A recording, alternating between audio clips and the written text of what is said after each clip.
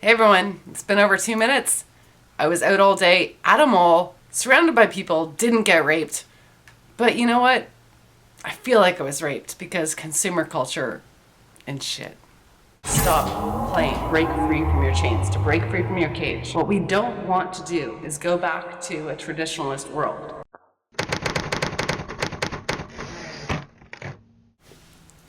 Hi, I'm Diana Davison. This week I'm going to be coming to you totally unscripted. It's a bit of a rant, and somebody was asking me on my messaging system on YouTube about Esther Wheeler, which is the series that I'm discussing right now. Esther Wheeler's book, The Manipulated Man, was asking me about her comments about how women don't have feelings. Women don't actually have feelings for not just men, but even for their children. This is one of the claims that she makes in her book. Now, I think that, as I said to him, this is a little bit hyperbolic and it's overstated in order to make a point. But the point is this. Women do have feelings. They have very, very strong feelings. They run deep. Women have strong feelings about what they want and about getting what they want. And those things may be different for each woman. And men are one of the things women want. So, when we talk about the games that women play, putting on makeup and playing into the whole fashion and glamour industry and so on, you can say, well, not all women are like that. Some women don't wear makeup. Some women are very sporty. Some women are very earthy. They're like, these hippie chicks or whatever, right? But this is the thing. Women will look around them and decide what kind of guy they want. So some women want hippie guys. And so they will do the hippie thing. And they'll go without makeup and they won't shave their armpits and all this other stuff. Some women want sporty guys. And so they don't wear makeup and they play lots of sports and they act real, tomboyish and whatever, right? And other women have no interest in any of that. And they do the whole glamour thing and they go for the elite kind of high class thing. Is like, I'm a commodity. And ultimately, women are commodities to themselves and of themselves. And this is going to tie into another discussion I've had on a previous video about the male gaze. So, this is a theory that I have, and it's complicated to explain, but I'm going to try it. Women spend a lot of money, a lot of time, a lot of effort on creating a commodity, which is themselves, the way they look. And they do this to capture the view of the type of man they wish to attract. So they create a status for themselves. And obviously you're enhancing yourself when you do things like makeup and so on. And you take the time to decide what to wear. And you're not just throwing on the first thing that your hand reaches in the dark in the morning while you're trying to get up and get to work within 15 minutes. Because women do not get ready for work in 15 minutes. So you're creating a persona and an appearance for yourself. And when you wander out into the world, you encounter other people. And you expect to get the attraction of and the attention of people you've catered your look to. For women, this is true. And their appearance is their commodity. This is the thing they spend time, effort, and quite often a lot of money on.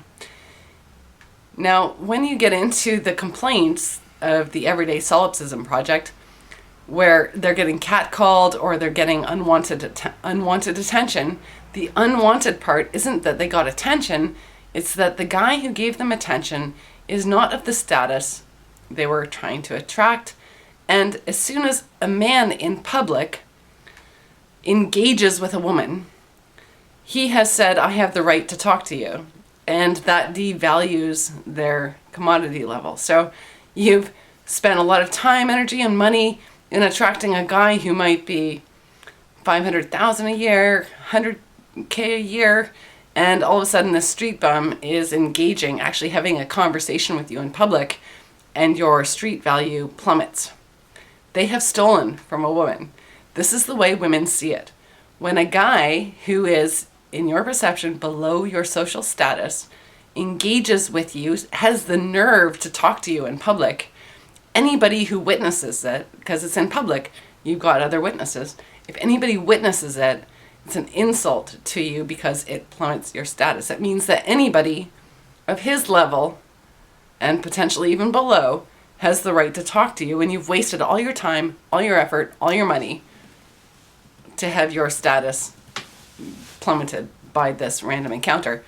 And that is the Everyday Sexism Project. That is the complaint against catcalls, against guys, commenting to you, having the nerve to talk to you. I've said before, if somebody, I don't care who they are, if anybody says to me, hey, how's it going? Or nice legs or something like that, it's like, glad you're enjoying me. I don't give a shit, because I'm not going out into the world as a commodity. I am engaging with the public, and I find them really entertaining. I pretty much fucking hate everybody, right? But I find them very entertaining. So the more entertaining they are, the more, enjoyable my day becomes. So it doesn't really affect me in the same way. But I do understand where these other women are coming from. I don't agree with it. I think it's ridiculous, and I think it's really whorish of them. But in an effort to, I guess, explain it to everybody else who doesn't understand it, this is what's going on. Women are commodities. They commoditize themselves, and if you deign to speak to them and you are below the level they were marketing to, that's why they think it is an assault upon their person. All right, so that was a bit of a sidebar. I'm going to go back to the original question. Do women have feelings? Yes. Women absolutely have feelings. They absolutely believe that they are in love, because the best liars are the ones who believe their own lies. I think actually when they're young, women do sort of succumb to this idea of love, but ultimately in the end, women have very, very strong feelings about getting what they want. And that's all I'm willing to give to them. That they are very devoted to getting the things they want. And that means you. And now for the rape joke of the week. A man is hauling a woman through the dark woods on a stormy night.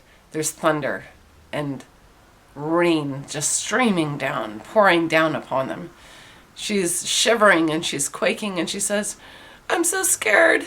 I'm so scared. Don't do this. He goes, you're scared. I have to walk back alone.